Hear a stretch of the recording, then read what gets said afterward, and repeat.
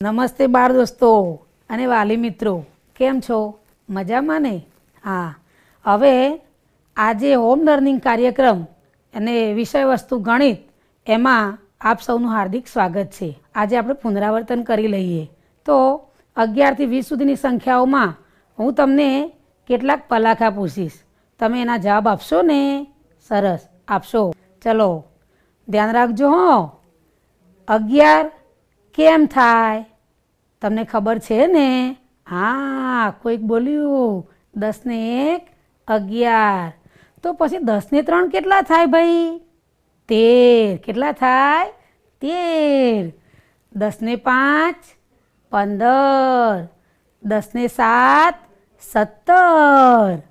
10 ને 8 18 થાય. તો એમાં 10 ના કેટલા જૂથ? વિચારો વિચારો. સરસ, 10 નું એક જૂથ. અને છૂટા કેટલા ગણ્યા આપણે? 8 ગણ્યા હતા. તો આ રીતે 10 ને 8 18. 10 10 ના બે જૂથ લઈએ તો કેટલા થાય? 20. કેટલા થાય? 20. હવે આપણે 11 થી 20 સુધીની સંખ્યાઓ શીખી ગયા. તમારી સ્વઅધ્યયન પોથીમાં આપણે થોડુંક લેખન કાર્ય કરવાનું છે. જુઓ બાળકો, અહીંયા તમારી સ્વઅધ્યયન પોથી છે, એનું પાના નંબર 67 એ અહીંયા ખોલેલું છે. એમાં કેટલાક ફુગ્ગાઓનું ચિત્ર બતાવવામાં આવ્યું છે. જોયું તમે? હા, પણ એ ફુગ્ગાઓમાં જો 1-2 ફુગ્ગામાં કંઈક લખ્યું છે, બાકીના ફુગ્ગા તો ખાલી છે. તો એનો અર્થ શું થયો? કે જે ખાલી છે તે ફુગ્ગામાં આપણે સંખ્યા લખવાની છે. હવે જોઈએ પહેલાં કેટલા લખ્યા છે? 10 ને 1 11. તો હવે બીજા ફુગ્ગામાં આપણે કેટલા લખીશું ભાઈ? બોલો જોઈએ. તો બીજા ફુગ્ગામાં 10 ને 2 12. તો અહીંયા આપણે લખીશું 10 ને 2 12. હવે એના પછીનો ફુગ્ગો જુઓ, એ ફુગ્ગો ખાલી છે, એમાં આપણે લખવાનું છે. તો 12 પછી કેટલા આવશે બાળકો?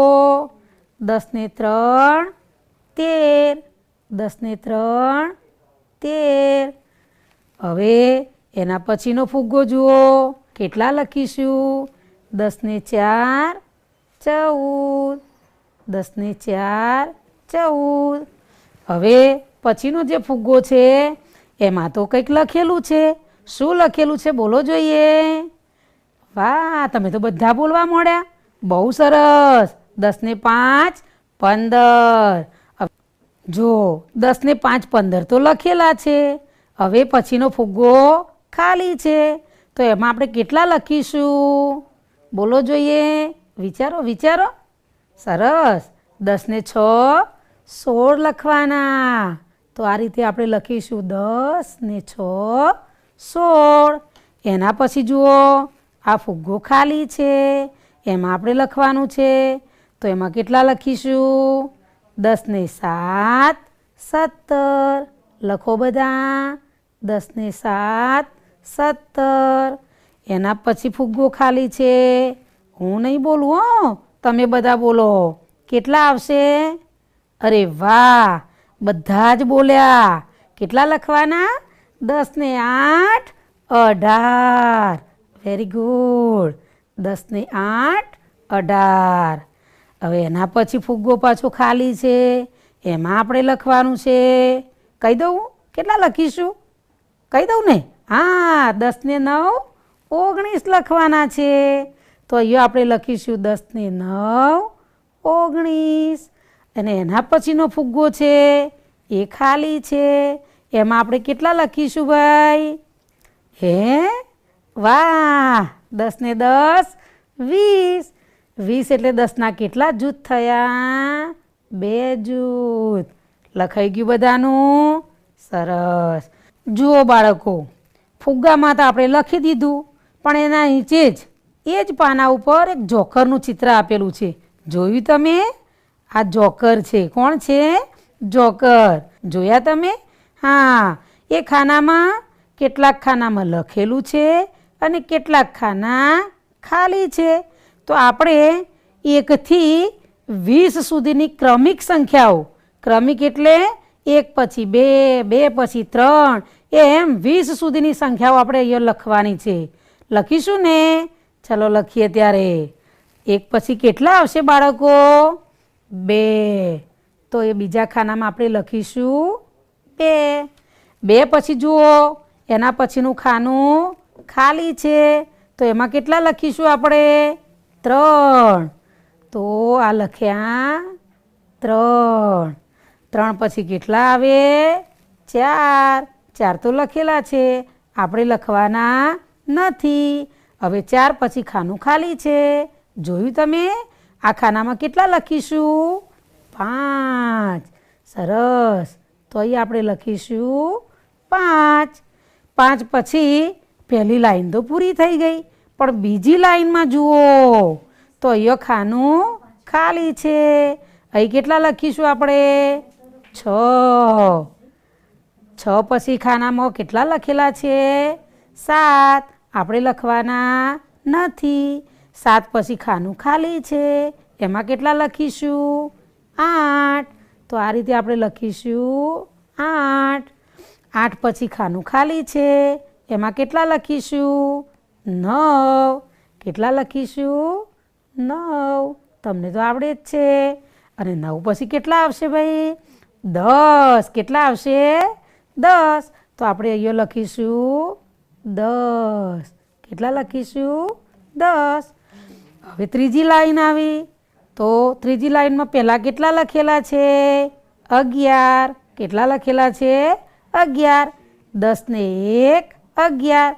હવે બીજું ખાનું ખાલી છે, તો એમાં કેટલા લખીશું? 10 ને 2 12. 12 પછી ખાનું ખાલી છે, એમાં કેટલા લખીશું? 13. કેટલા લખીશું? 10 ને 3 13.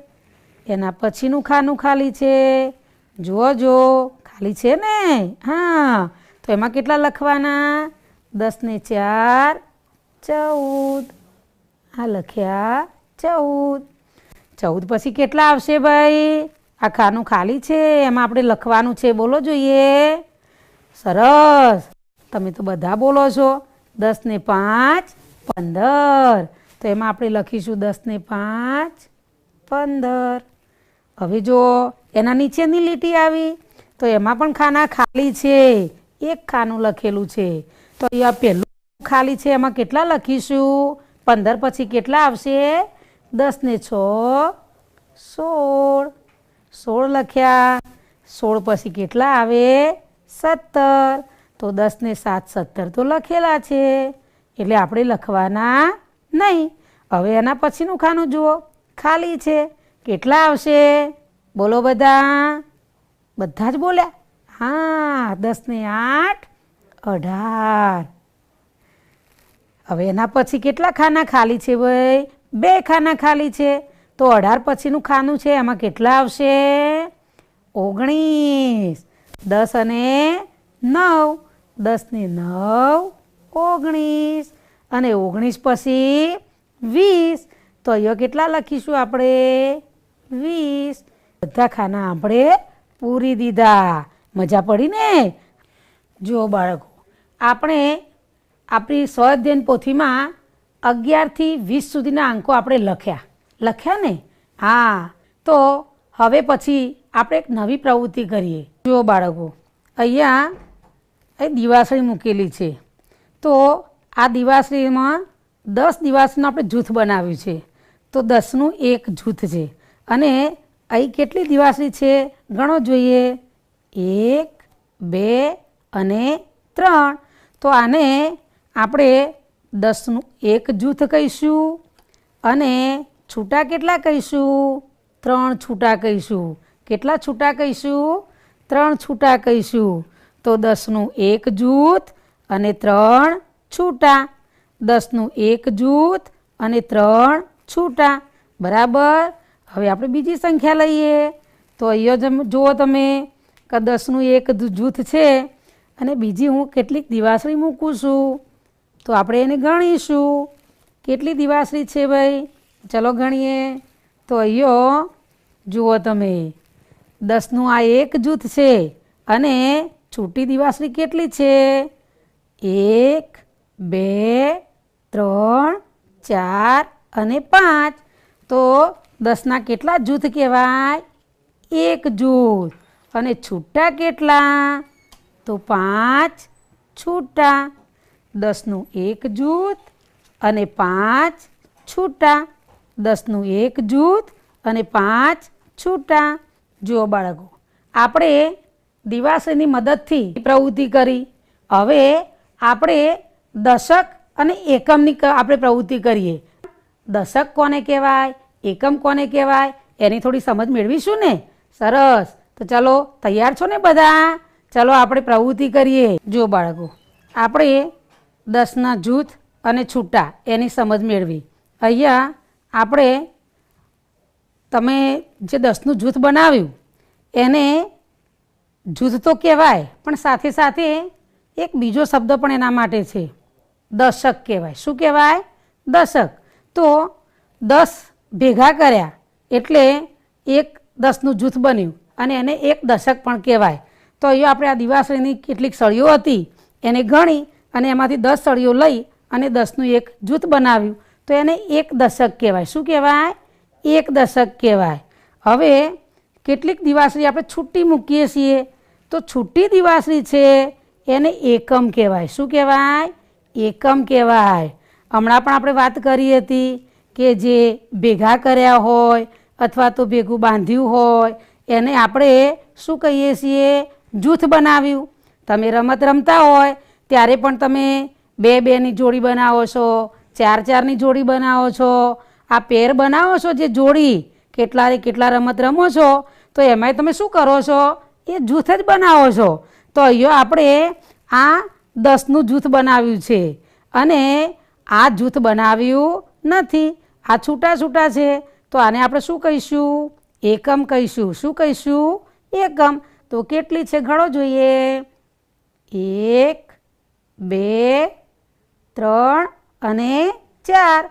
આ જ વસ્તુ આપણે મણકા ગોળી પર પણ શીખી શકીએ. હવે જોઈએ મણકા ગોળીમાં દશક અને એકમ કેવી રીતે શીખાય. તો અહીંયા તમે જોયું હશે કે અહીંયા લખેલું છે આ દશક અને આ એકમ. તો દશકના ખાનામાં જેટલા દશક હોય એટલા મણકા ભરાવાના. એકમના ખાનામાં જેટલા અહીંયા છૂટા મણકા હોય અથવા તો છૂટી સંખ્યા હોય એટલા મણકા ભરાવાના. તો અહીંયા દશકનું એક જૂથ છે, તો દશકના ખાનામાં આપણે કેટલા મણકા ભરાઈશું? એક મણકો. તો આપણે આ દશકના સળિયા ઉપર એક મણકો ભરાઈએ, તો આ એક દશક કહેવાય. હવે અહીંયા એકમના ખાનામાં એકમ કહેતો છૂટા, તો અહીંયા છૂટી કેટલી સળીઓ છે? 4. કેટલી છે? 4. તો આપણે એકમના ખાનામાં કેટલા મણકા પરોઈશું? 4 મણકા પરોઈશું. ગણજો હો બધા. 1 2 3 અને આ 4. તો એક દશક અને 4 એકમ. એક દશક અને 4 એકમ. હવે એક દશક એટલે કેટલા 10 કહેવાય? એક 10 કહેવાય. લખવું હોય તો આપણે કઈ રીતે લખી શકીએ? તો દશક એક જ છે એટલે આપણે કેટલા લખવાના? 1. કેટલા લખવાના? 1. અને છૂટી સળીઓ કેટલી છે? 4. તો એકમ કેટલા કહેવાય? 4. તો આપણે પાછળ લખીશું 4. કઈ સંખ્યા બની ગઈ બાળ દોસ્તો? 14. 10 ને 4 14. આપણે ગણીએ તો પણ એ રીતે જ થશે. આ 10 અને આ 4. તો 10 પછી 11 12 13 અને 14. બરાબર. તો બાળકો તમે પણ આ રીતે 11 થી 20 સુધીની સંખ્યાઓ બનાવજો. જુઓ, તમે ગણિતની સ્વાધ્યાયન પોથી લઈને જ બેઠા હશો, તો એમાં પાન નંબર 68 કાઢો. કેટલીક દિવાસળીઓનું એક જૂથ બનાવેલું છે. કેટલી દિવાસળીઓ હશે એમાં? કોણ બોલ્યું? અરે વાહ, 10 દિવાસળી છે. તો એના નીચે શું લખ્યું છે?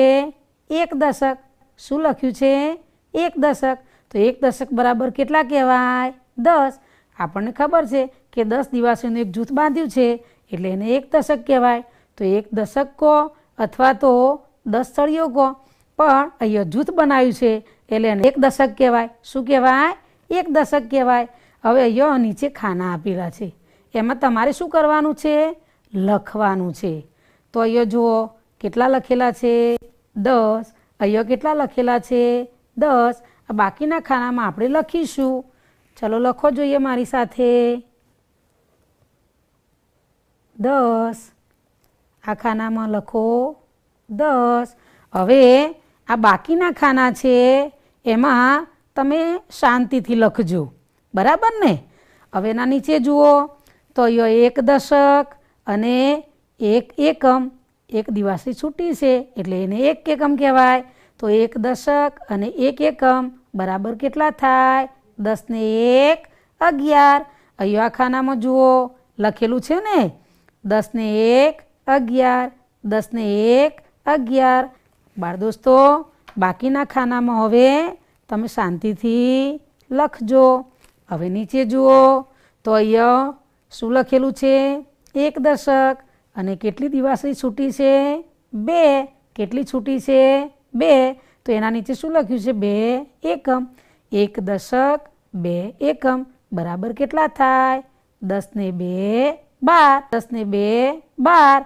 હવે બાકીના ખાનામાં આપણે લખવાનું છે. જુઓ બાજુના પાના ઉપર પણ એ રીતે જ છે. અહીંયા એક દશક અને 3 દિવાસળી છૂટી છે એટલે આપણે એને 3 એકમ કહીશું. તો એક દશક અને 3 એકમ બરાબર કઈ સંખ્યા બની? 10 ને 3 13. એમાં બાકીના ખાનામાં તમારે લખવાના છે.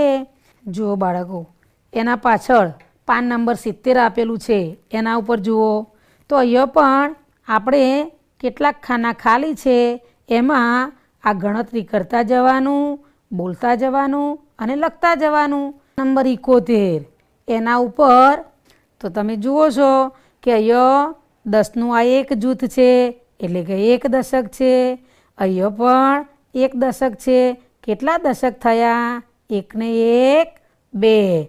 1 ને 1 2. તો કેટલા દશક કહેવાય? 2 દશક. અને 2 દશક એટલે કેટલા કહેવાય?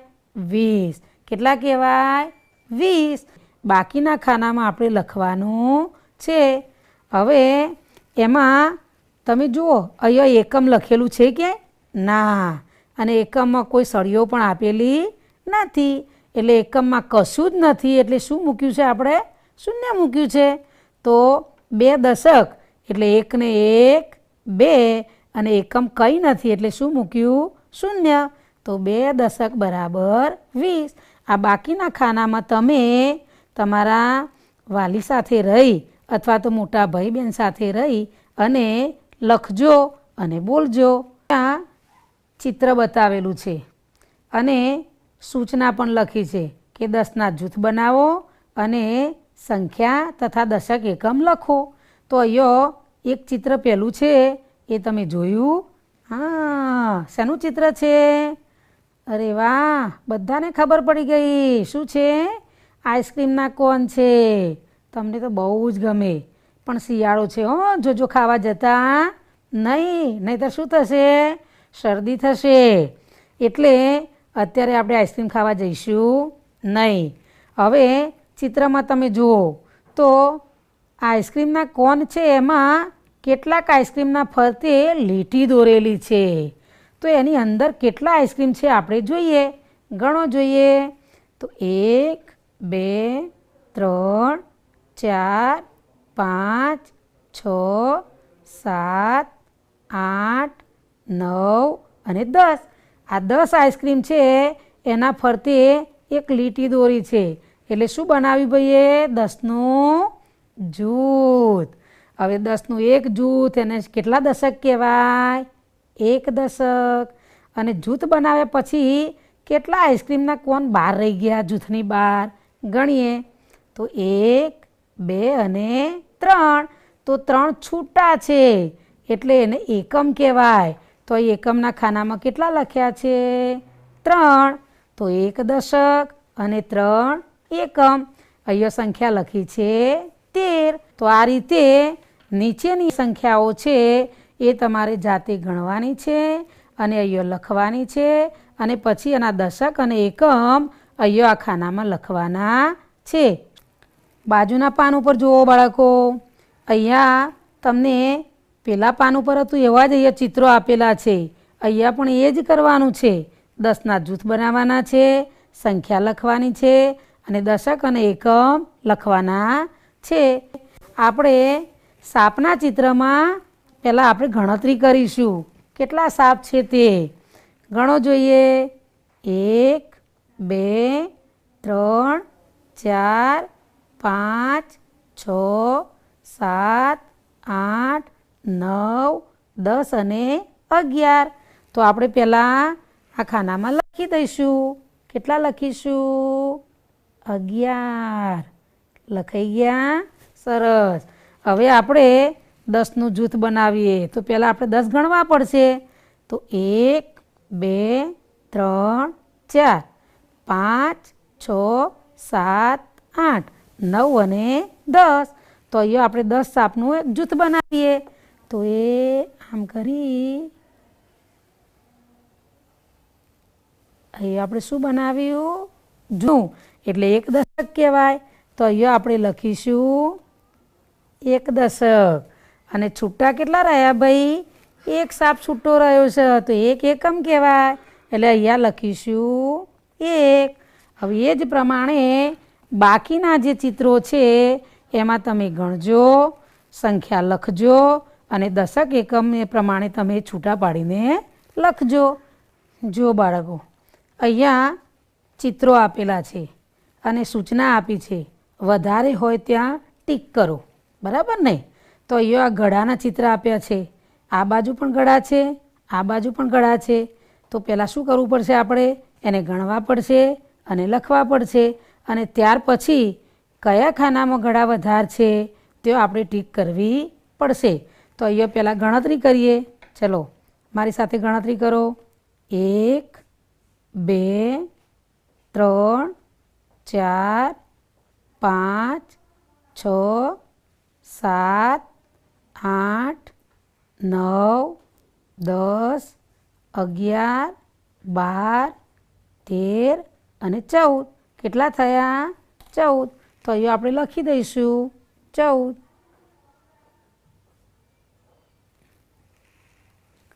હવે બાજુના ખાનામાં જુઓ. હવે જુઓ બાળકો, આ બાજુના ખાનામાં ઘડાનું ચિત્ર છે તે આપણે ગણીશું. 1 2 3 4 5 6 7 8 9 10 11 12 અને 13. હવે તમે જુઓ તો અહીંયા 14 ગળા છે અને અહીંયા કેટલા ગળા છે? 13. તો આપણે 11થી 20 સુધીની સંખ્યા જ્યારે લખીએ છીએ ત્યારે પહેલાં કેટલા લખીએ છીએ? 13. અને પછી કેટલા લખીએ છીએ? 14. તો 13માં 1 ઉમેરીએ ત્યારે 14 આવે. એટલે કે 13 કરતાં 14 વધારે છે. એટલે અહીંયા આપણે 14 ઉપર ખરાની નિશાની કરીશું, ટીક કરીશું, બરાબર ને? તો એ રીતે હવે તમારે નીચે આપેલા પાન ગણવાના છે, અહીં લખવાના છે. આ પાન ગણીને અહીં લખવાના છે. એમાંથી બેમાંથી જે વધારે હોય એના ઉપર ખરાની નિશાની કરવાની છે. એ જ રીતે આ દડાના ખાનામાં પણ તમારે એ જ કરવાનું છે, ગણવાના અને લખવાના અને જે વધારે હોય તે ખરાની નિશાની કરવાની. ત્યાર પછી આ કેરી ગણવાની છે અને લખવાની છે અને પછી જો વધારે હોય તો ખરાની નિશાની કરવાની છે. જુઓ બાળકો, આ ચિત્રમાં અહીંયા સૂચના આપી છે ક્રમમાં જોડો. હવે 1થી 20 સુધીની સંખ્યા આપેલી છે પણ એ સંખ્યાને આપણે જોડવાની છે. તો અહીંયા 1થી 2 3 એમ ક્રમમાં આપણે જોડતા જવાનું છે. તો હું અહીંયા શરૂઆત કરું છું. આપણે બધા એમાં ધ્યાન રાખીશું. તો જુઓ અહીંયા 1 છે, 1થી પછી આ 2, 2થી આગળ 3, 3થી આગળ 4, 4થી આગળ 5, 5થી આગળ 6, 6 થી આગળ 7, 7 થી આગળ 8, 8 પછી 9, 9 પછી 10, 10 પછી 11, 11 પછી કેટલા આવશે? 12, 12 પછી કેટલા આવશે?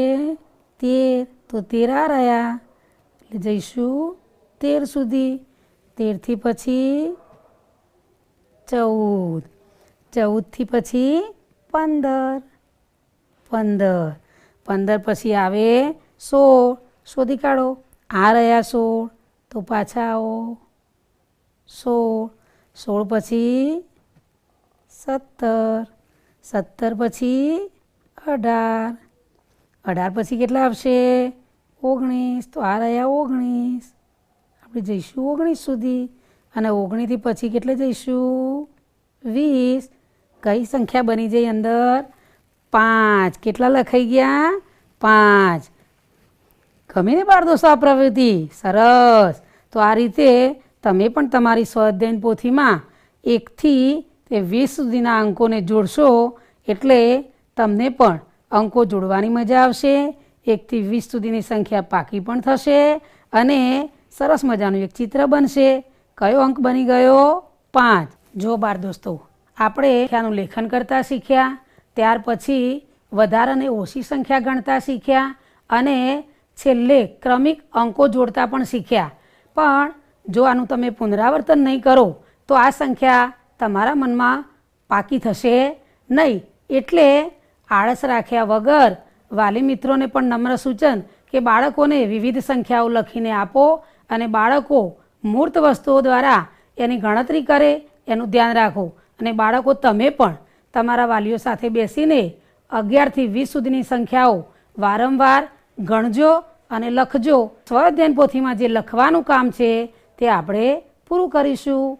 આવજો બાળ દોસ્તો.